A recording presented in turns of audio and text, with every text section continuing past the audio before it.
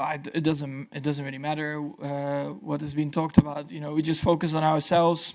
Every year you learn, what you want to improve on your car, and that's what we'll try to do for this year. How would you characterize the state of your relationship with him? It's fine. So good. Good. Well, honestly, we just hope to be, competitive as a team. If we are competitive as a team, then I'm sure that we can win it again, because I think we're a very strong team. We are very experienced, and I think we showed that also last year, that in moments that it was a bit tougher for us, we were still maximizing our results, and that's, I think, a big strength of the team. So yeah, let's see. It's exciting. I mean, I don't know where we are at the moment. I think no one knows that, and in a few weeks we'll know. Yeah, I mean, we haven't really spent a lot of time in terms of actually talking about the car. Yeah, we've seen each other at the photo shoots, but I'm sure it's going to be fine. I've seen, of course, also Liam grow throughout the junior team, and he definitely deserves the shot at the team. So I'm just very excited to get to work and yeah, just work together with the team, try to improve the car, and have a great season together. Yeah, it's been good. It's obviously a big opportunity for me. One that I'm very excited for. It's the first time I've had a proper preseason. So it's been quite strange, to be honest, to have so much time. It feels like, honestly, now I'm just ready to go racing. So yeah, it's just exciting. To work with this team has been something that I've done for quite a few years as a reserve. So it doesn't exactly feel new, because the relationships are all there, but it's just to know that obviously I'll be racing. It's very, very exciting. Yeah, I prefer not to speak about that. It might get me in trouble, so it's better not to answer that. Well, I've just come from that meeting, and basically the discussion was obviously Monaco.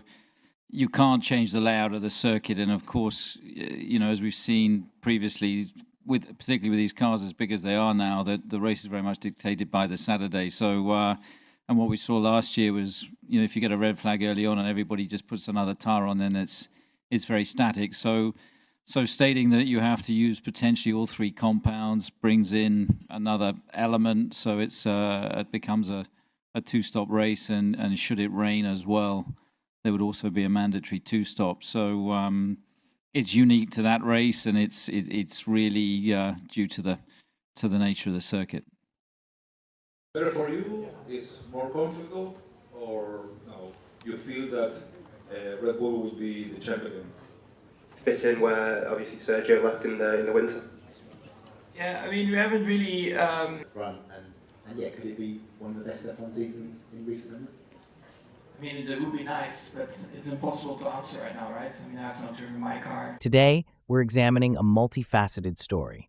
From Max Verstappen being booed at the F175 event in London to fierce internal rivalries sparked by George Russell's uncompromising stance. We'll also explore Verstappen's firm rejection of predictions that his teammate Liam Lawson will struggle during his rookie season, and his cheeky reaction to the FIA's updated swearing clampdown. Let's get right into the heart of the action. During the recent F175 event at London's iconic O2 Arena, the atmosphere took an unexpected turn. As teams unveiled their new season liveries, the spotlight quickly shifted to the reactions surrounding Max Verstappen and the Red Bull squad. Despite being a four-time world champion, Verstappen was met with an overwhelming chorus of boos, a reaction that ignited passionate debate among F1 fans and experts alike. Racing News 365 writers dissected the moment by noting that such polarized reactions are not entirely new in F1. One commentator remarked that while Verstappen's no-nonsense approach on track has earned him respect, it has also made him a lightning rod for criticism. Another voice pointed out that fan behavior is often influenced by the venue's cultural context, suggesting that in a different city, such as Amsterdam or Melbourne, the reception might have been entirely different. As the event unfolded, it became clear that the boos were more than just a spontaneous reaction. They symbolized a deep-seated rivalry and a broader conversation about hero worship and vilification in sport. It's an occupational hazard for any top driver to be both adored and despised, and this incident perfectly encapsulated that duality. Imagine yourself in that moment, the excitement of the crowd suddenly giving way to a cacophony of disapproval, sparking debate on whether such public sentiment is justified. Could it be that the boos are less about Verstappen's performance and more about the polarized identity of modern F1 fans? What do you think? Is the booing a fair response or simply an unfortunate byproduct of a divided fan base? Let us know in the comments. Turning now to the internal dynamics of the paddock, George Russell has made headlines with his resolute stance against what he sees as Verstappen's aggressive behavior. In an explosive interview, Russell declared, "I'm not going to accept being pushed around and disrespected," setting the stage for what many believe could be one of the most intense rivalries in recent F1 history. Russell's comments came in the wake of an incident during qualifying for the Qatar Grand Prix, where Verstappen's on-track approach was perceived by Russell as borderline bullying. The British driver recalled how Verstappen's demeanor both on and off the track had set a tone that was simply unacceptable in modern Formula One. He drew parallels to past seasons where similar behavior was either challenged or overlooked, emphasizing that no driver should have to endure disrespect, even from a world champion. Picture this: two of the sport's top talents clashing over the very essence of competitive spirit and mutual respect. Russell's declaration was not just a personal statement, but a call for accountability within the sport. He argued that the aggressive tactics employed by Verstappen should not be taken lightly and that it's time for the drivers' community to stand up for fair competition. As you watch, consider this interactive challenge. If you were a fellow driver, how would you respond to aggressive tactics on the track? Russell's firm stance forces us all to consider the boundaries of acceptable behavior in one of the world's most elite motorsports. Stay tuned as we unravel more layers of this compelling debate. In another intriguing development, speculation has arisen regarding Liam Lawson, Red Bull's promising rookie, and whether he might experience so-called rookie weekends in his first full season. McLaren Racing CEO Zak Brown even hinted that Lawson, alongside fellow newcomer Kimi Antonelli, could present a challenge in the Constructors' Championship. However, Max Verstappen was quick to shut down these predictions. Verstappen stressed that it's too early to predict any rookie weekends. He insisted that speculating about Lawson's performance is premature and that no one can confidently fill in the gaps of what might happen during his adaptation to full-time F1 racing. Verstappen's comments underline his belief that every driver's learning curve is unique and that forecasting struggles without evidence only stokes unnecessary controversy.